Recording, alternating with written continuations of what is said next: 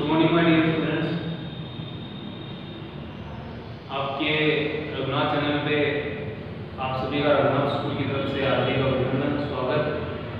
और last class में हम लोग जो नरेशन की चर्चा कर रहे थे, शुरुआत से हम नरेशन की चर्चा कर रहे थे और लास्ट क्लास में हम लोगों ने देखा कि चेंज ऑफ पर्सन में पर्सन को कैसे चेंज करते। और उससे फर्स्ट क्लास में, उससे जो लास्ट थी उस क्लास में हमने ये देखा, सेकेंड क्लास में, कि चेंज ऑफ टेंस, कि टेंस को कैसे चेंज करते। चेंज ऑफ पर्सन में हमने देखा कि पर्सन को किस प्रकार से चेंज करते। अब चेंज ऑफ पर्सन में थोड़ा सा हमने कुछ अधूरा सा छोड़ दिया था, उसको मैं थोड़ा सा रिपीट करता हूँ तो बाद में हम चेंज ऑफ अदर पार्ट को कवर करेंगे। बात किसकी कर रहे थे हम लोग? चेंज ऑफ पर्सन, इसकी बात कर रहे थे, चेंज ऑफ पर्सन कि पर्सन को कैसे चेंज करते हैं। मैंने आपको एक जो टेबल लिखवाई थी उसको आपको अच्छी तरह से याद रखना चाहिए। जैसे Ram said to Shyam, Sita is, Sita was, Sita was weeping,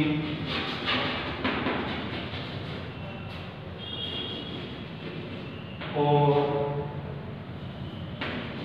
your sisters both।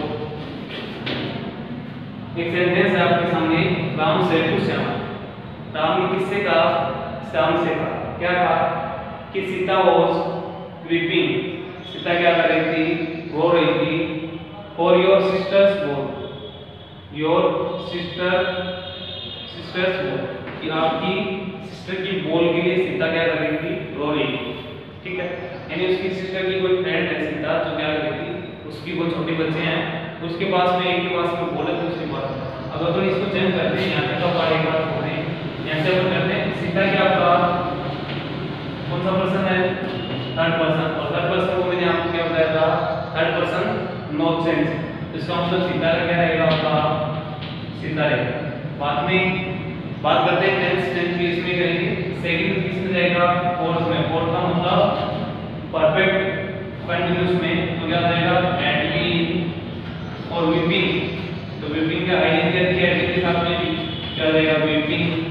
और बात करते हैं योर की, इसकी बात करते हैं योर की। और योर को आपको करना क्या है? योर कौन सा पर्सन आपका? यू का। यू कौन सा पर्सन है आपका? Second person. योर कौन सा केस है? रिलेटिव। कौन सा केस है आपका? रिलेटिव। इसका मतलब योर यानी सेकंड पर्सन। सेकंड पर्सन किसके अनुसार? ऑब्जेक्ट के अनुसार। ऑब्जेक्ट कौन है? श्याम। श्याम कौन है? ही। यहाँ पे यू का कौन सा केस है? रिलेटिव। इसका मतलब श्याम वाले ही का भी हमको क्या लिखना है? Relative case. तो क्या जाएगा? For his sister both. ये सेंटेंस इस प्रकार से आपको पर्सन से लिखना है। एक जो आपको सबसे बड़ी समस्या आती है, जैसे देखना, Ram said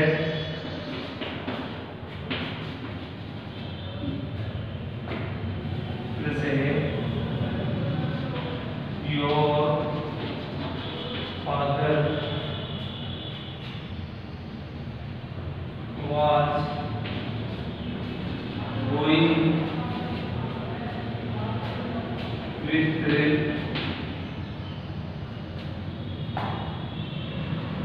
my father। Ram ने कहा कि your father was going with my father, कि तुम्हारे पिताजी किसके साथ में जा रहे थे? मेरे पिताजी के साथ में जा रहे थे। किसने कहा? राम ने कहा। अब देखना भैया कि राम से क्लियर। अब इसमें देखना कि सबसे पहले यहाँ तक का आपका सेंटेंस को दिक्कत नहीं है, इसका ये अपन बाद में देखेंगे। यहाँ से अपन बात करते हैं योर से। योर से देखेंगे, मैंने एक तो यू वाला लास्ट में बताया था कि यू वर्ब के बाद में तो ऑब्जेक्टिव केस माना जाएगा और वहां से जो अपन लेकर के आते हैं उसको चेंज करते हैं तो ऑब्जेक्ट के रूप में रखते हैं। क्लियर। अब यहाँ पे जो योर है, ये सबसे बड़ी चीज आपने की है कि योर कौन सा पर्सन है? Second person. कौन सा पर्सन आपका? Second person. और सेकंड पर्सन किसके अकॉर्डिंग चेंज होता है? ऑब्जेक्ट के अकॉर्डिंग। किसके अकॉर्डिंग चेंज होगा? ऑब्जेक्ट के अकॉर्डिंग। लेकिन भैया यहाँ पे क्या नहीं है?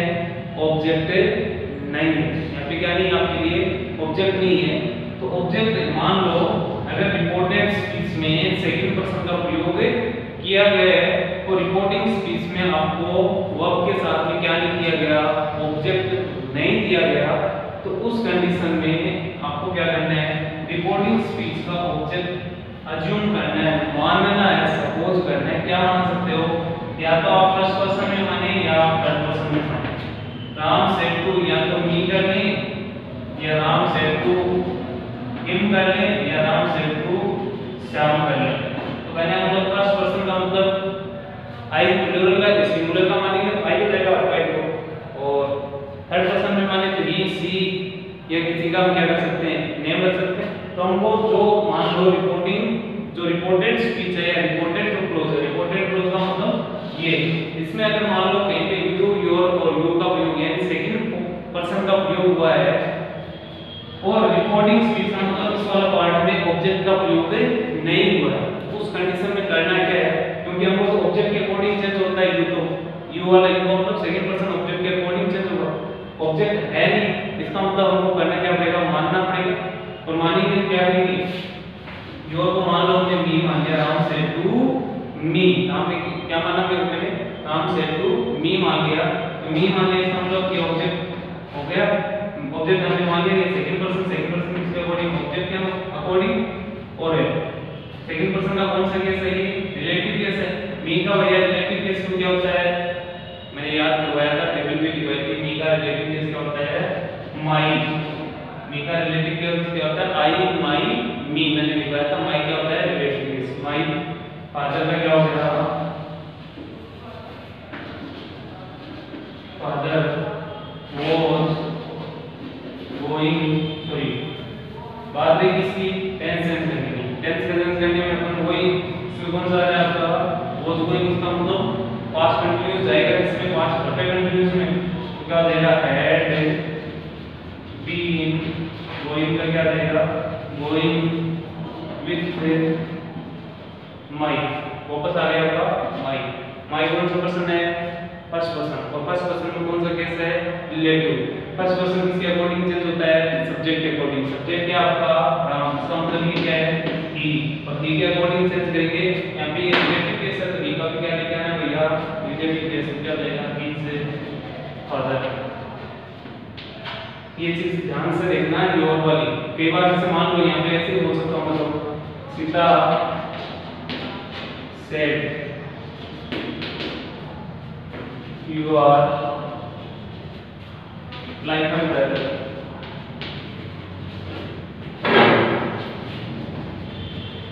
कि तुम तो मेरे भाई जैसे, you are like my brother।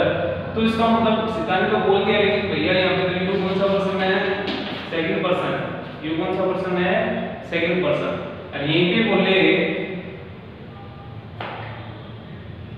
Sita said Ram या सी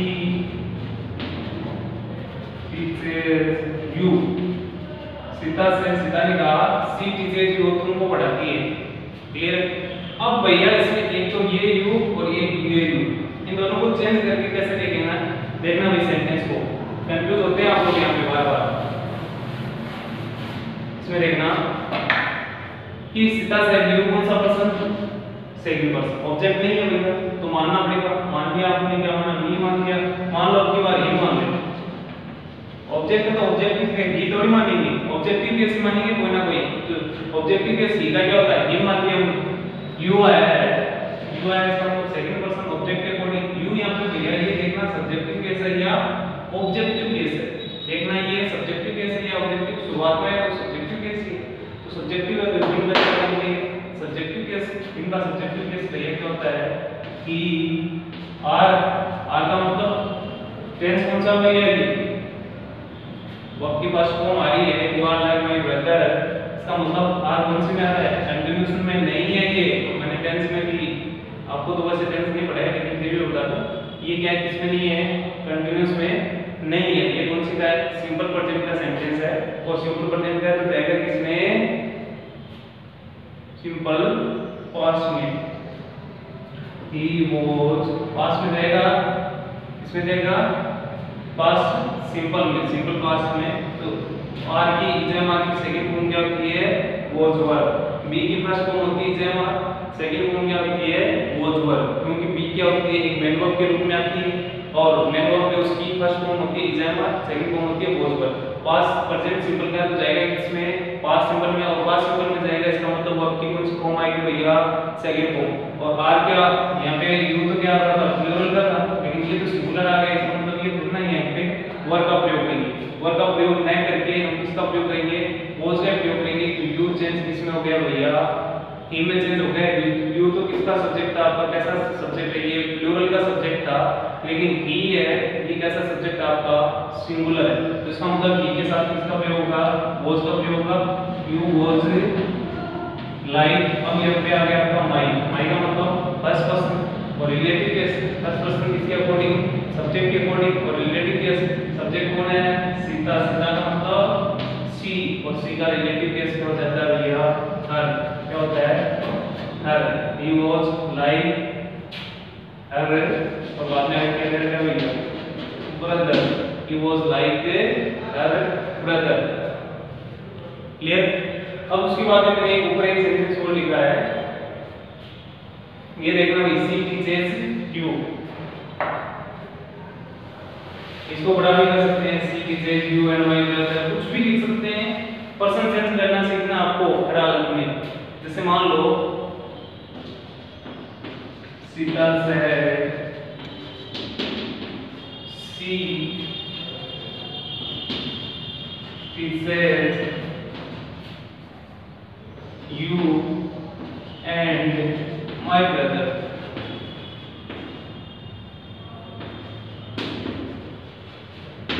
ये सेंटेंस है। अब इसमें देखना, सी थर्ड पर्सन है। थर्ड पर्सन भैया क्या होता है?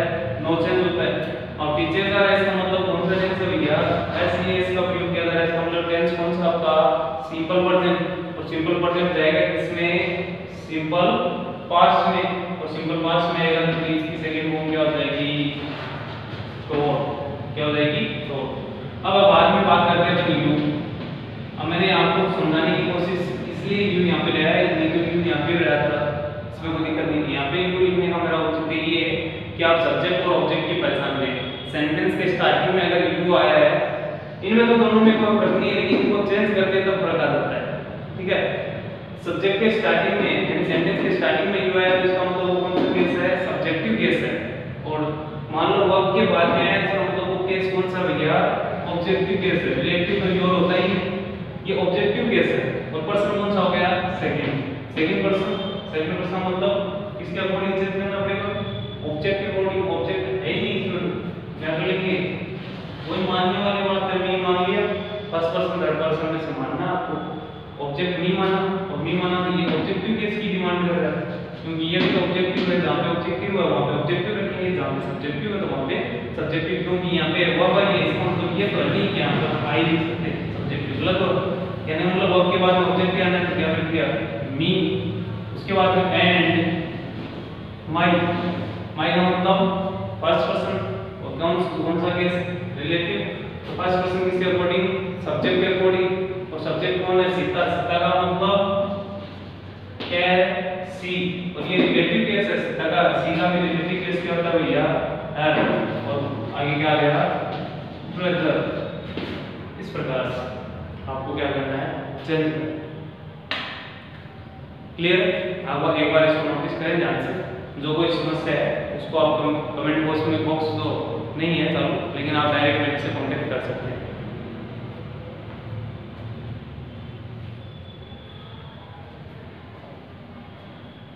क्लियर है? इसको इरेज कर रहा हूँ, बाद में अपन बात करते हैं। चेंज ऑफ पर्सन हमारा कंप्लीट हो चुका है। मोस्टली का मतलब आपका 99% कंप्लीट हो चुका है चेंज ऑफ पर्सन। फिर भी आपको कोई दिक्कत आ रही है तो आप मेरे नंबर लगभग स्टूडेंट्स के पास में है, वो मेरे से कांटेक्ट कर सकते हैं। जिनके पास में नहीं है अपने पड़ोसी से जो क्लास में अटेंड है जिसके पास में उससे लेकर के आप कांटेक्ट कर सकते हैं, डायरेक्ट पूछ सकते हैं, मैं बताऊंगा जरूर आपको। अब दूसरी बात अपन इसकी करते हैं कि नरेशन के अंदर चेंज ऑफ अदर पार्ट, तो ये मोस्टली हो चुके हैं। इसका मतलब क्या है?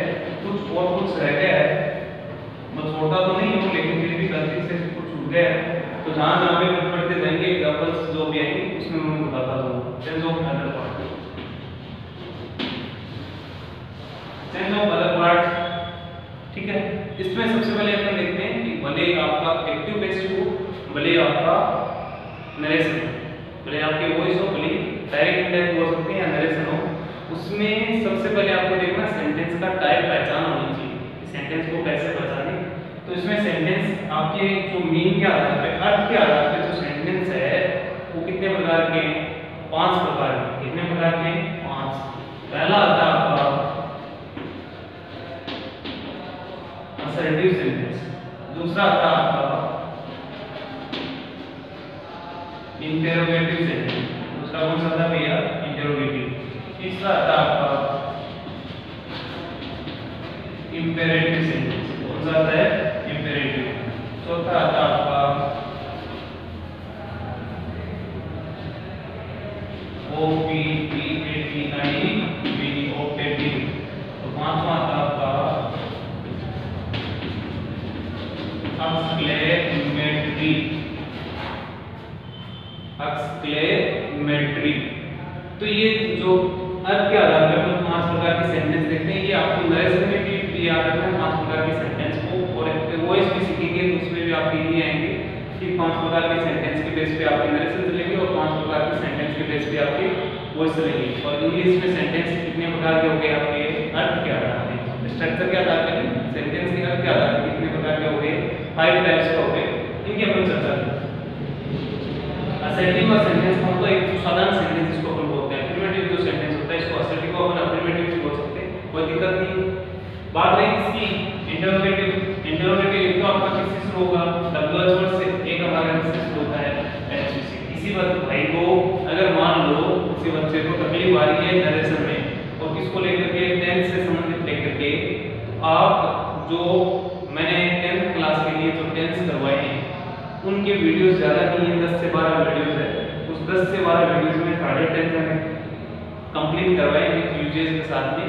उन वहाँ पे आप टेंस को पहले पढ़ सकते हैं, बाद में ये क्लास देख सकते हैं, कोई दिक्कत नहीं। तो एक तो WH वर्ड टाइप का, और एक दूसरा जो हमारा आता है वो किससे शुरू होता है? HV से। किससे शुरू होता है? HV से। क्लियर है? उसके बाद में HV का मतलब हेल्पिंग वर्ब से शुरू होता है, जिसका आंसर किसमें मिलता है आपको? यस या नो में मिलता है। डू यू नो, मैंने एक बेस्ट तरीके से डू यू नो को एक्सप्लेन करता हूँ। Do you know, do you know मतलब क्या तुम जानते हो? तो इसमें क्या बोलेंगे? यस या नो। आर यू गोइंग, क्या तुम जा रहे हो? तो हम जवाब क्या देंगे? यस या नो। इस प्रकार से हेल्पिंग वर्ब से शुरू करके सेंटेंस को शुरू करते हैं। वो इंट्रोगेटिव होता है। तो इंट्रोगेटिव कैसा होता है? जिसमें हेल्पिंग वर्ब वाले में आपका जो रिप्लाई मिलेगा वो इसमें मिलता है यस या नो में। क्लियर? बाद में बात करते हैं इंपेरेटिव। इंपेरेटिव का मतलब क्या होता है? इंपेरेटिव सेंटेंस का मतलब क्या होता है? आदेशात्मक वाक्य, जिसमें आपका किसका प्रयोग होता है? ऑर्डर का प्रयोग होता है। इंपेरेटिव का हिंदी मीन क्या होता है? आदेशात्मक वाक्य। क्या होता है हिंदी मीन? आदेशात्मक वाक्य। क्लियर नहीं सुन रहे हैं? आदेशात्मक वाक्य। इंट्रोगेटिव आप जानते हैं, पर्सनवाचक, और असर्टिव आप जानते हैं, साधारण सेंटेंस। ठीक है? इंपेरेटिव जिसमें ऑर्डर होता है, रिक्वेस्ट होती है, किसी से अपन रिक्वेस्ट करते हैं, ऑर्डर देते हैं, किसी से हम परमिशन लेते हैं, परमिशन लेते हैं या देते हैं। इस प्रकार के जो सेंटेंस होंगे वो कौन से सेंटेंस होंगे आपके भैया? इंपेरेटिव। बात करते हैं ऑप्टेटिव। ऑप्टेटिव का मतलब होता है, इसको हम हिंदी में बोलते हैं आशावादी। आशावादी वाक्य कौन से हो गए? जिसमें हम किसी को क्या करते हैं? विश करते हैं, या किसी के लिए हम क्या करते हैं? ब्लेस, या हम किसी को वो बोलते हैं ना श्राप दे दिए, तो या किसी को हम कर्स, या हम किसी के लिए क्या करते हैं? भगवान से प्रे करते हैं। तो इस प्रकार से कौन से सेंटेंस होंगे ये? ऑप्टेटिव। बात करते हैं इसकी एक्सक्लेमेटरी की। एक्सक्लेमेटरी का मतलब ये सडनली,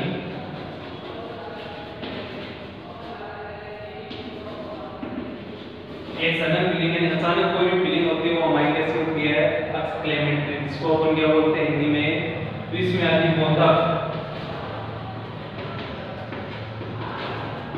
क्या बोलते हैं विस्मयादि बोधक। क्लियर है? क्या बोलते हैं इसको? विस्मयादि बोधक, एक्सक्लेमेटरी सेंटेंस। ये सडन फीलिंग है, अचानक कोई भी जिसमें आपको खुशी हो सकती है, तो हैप्पी मूड आपका हो सकता है, आप सैड हो सकते हैं, आपको सरप्राइज हो सकता है, तो इस प्रकार के सेंटेंस में इसका प्रयोग होता है। कौन से सेंटेंस होते हैं? वो एक्सक्लेमेटरी सेंटेंस होते हैं। तो अर्थ के आधार पे मैंने सेंटेंस के कितने टाइप बताए हैं आपके? 5 प्रकार के टाइप होते हैं। अब इस 5 प्रकार के साथ में मैं एक ही चीज आपको सिखाऊंगा, उसके बाद मैं अपनी क्लास में ये भी विराम देंगे। एक चीज क्या सिखाऊंगा कि जो आपने सुना होगा एट क्लास में पढ़ा कि इन्वर्टेड कोमा, इन्वर्टेड कोमा आती है रिपोर्टिंग और रिपोर्टिंग स्पीच और रिपोर्टेड स्पीच के बीच में इन्वर्टेड कोमा आती है। उस इन्वर्टेड कोमा को हटाने के लिए हटाएंगे, पहले तो सेंटेंस किससे अलग हो रहा है? इन्वर्टेड कोमा को। अब अपन सेंटेंस को जोड़ने के लिए प्रयोग किसका करना पड़ेगा? कंजंक्शन। किसका प्रयोग करना पड़ेगा आपको? कंजंक्शन का। तो कंजंक्शन कौन से प्रयोग मिलेगा? ये यहाँ पे लिखा हुआ है इन्हीं के सामने, ठीक है। तो असर्टिव है, कंजंक्शन का मतलब सेंटेंस को जोड़ने के लिए। डायरेक्ट से इनडायरेक्ट में अपन सेंस करते हैं कि मैं दोबारा मेरे को इसको आगे नहीं करना है। तो यहाँ पे अभी अब मैं आपको बता रहा हूँ कंजंक्शन कौन से होंगे। असर्टिव सेंटेंस में हम कंजंक्शन किसका प्रयोग करते हैं? दैट का। इंटरोगेटिव में WH वर्ड वाले में तो WH वर्ड का करते हैं, और HV वाले में अपन किसका प्रयोग करते हैं? if या whether का। बेटर आपके लिए किसका प्रयोग होगा? if का। याद रखना, असर्टिव सेंटेंस में किसका प्रयोग करते हैं? दैट का प्रयोग करते हैं। दैट का प्रयोग कहाँ पे करते हैं? जहाँ पे जैसे मान लो ये एक सेंटेंस है, Ram said to me, you, जो भी यहाँ पे जो ये कोमा हटाएंगे ना, ये कोमा हटाने के बाद में हम इसका प्रयोग करते हैं कंजंक्शन का। इसमें कंजंक्शन कौन सा आएगा? असर्टिव सेंटेंस में दैट। इंटरोगेटिव सेंटेंस में कंजंक्शन WH वर्ड है तो WH वर्ड ही रहेगा, सेंटेंस हुआ, और HV से if का प्रयोग करेंगे। इंपेरेटिव सेंटेंस में अपन इसमें अलग लोग होते हैं। इंपेरेटिव में अपन कंजंक्शन का प्रयोग करते हैं, तो किसका प्रयोग करते हैं? टू का। इंपेरेटिव में किसका प्रयोग करते हैं? टू का। ऑब्जेक्टिव में हम किसका प्रयोग करते हैं? दैट का। और आपका एक्सक्लेमेटरी होगा उसमें हम किसका प्रयोग करेंगे? दैट का। याद रखना, पहले में और चौथे और पांचवें में दैट का प्रयोग होगा, दूसरा इंटरोगेटिव जो सेंटेंस होगा उसमें हम क्या करेंगे? अगर सेंटेंस WH वर्ड से शुरू हो रहा है तो हम क्या करेंगे? WH वर्ड का प्रयोग करेंगे। अगर आपका सेंटेंस हेल्पिंग वर्ब से शुरू हो रहा है तो इसका मतलब if का प्रयोग करेंगे, if या whether का प्रयोग करेंगे। इंपेरेटिव सेंटेंस में हम इन्वर्टेड कोमा के साथ किसका प्रयोग करेंगे? टू का प्रयोग करेंगे। ओके स्टूडेंट्स, नेक्स्ट क्लास में हम लोग इसके बारे में चर्चा करेंगे। नेक्स्ट क्लास में सेंटेंस ऑफ अदर पार्ट में हम किस प्रकार से सेंटेंस ऑफ अदर पार्ट में ये सेंटेंस आपको याद रखने, कैसे सेंटेंस होते हैं ये भी देखना आपको। घर में आपके पास में जो भी टेक्स्ट बुक है उसके अंदर दिए हुए मिलेंगे, उसको अच्छी तरह से पढ़ें। और चेंज ऑफ अदर पार्ट हम नेक्स्ट क्लास में। Okay students, thank you.